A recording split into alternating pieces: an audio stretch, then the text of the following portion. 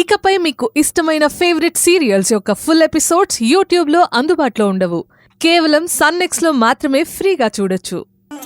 ఇదే మాట నేను అక్కడ అంటే, అదేంటి పని చేసుకోవడానికి ఆఫీస్ ఉంది, పాట పాడుకోవడానికి అభి ఉన్నాడు, అలాంటి నాకు పని పాట లేదంటావేంటి అని అందక్క. అక్క ఓ అలా అందా.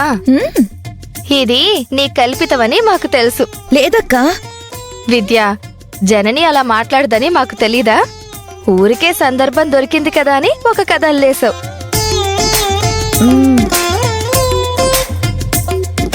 దీనికి కాలం కలిసిరాకిలా ఉంది కాని ఆగేరేంటి చెప్పండి.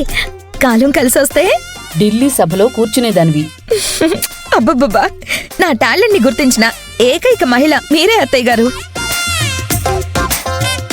అత్తయ్యగారు, ఇక రాత్రి తిండి తిందు. పాపం మీ అందరికంటే అమాయకురాలు ఇదేనే. కడుపులో బాధని మర్చిపోవడానికి ఇలా గలగలా మాట్లాడుతూ ఉంటుంది. ఆ వెధవ కళ్యాణ్ సరైన వాడైతే. నానమ్మ, మా నాన్న పేరు ఎత్తొద్దు అసలు. ఏమైందే? ఎందుకని? ఎందుకా?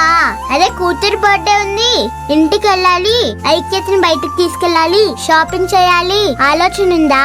అసలు ఆ బాధ్యత ఉందా?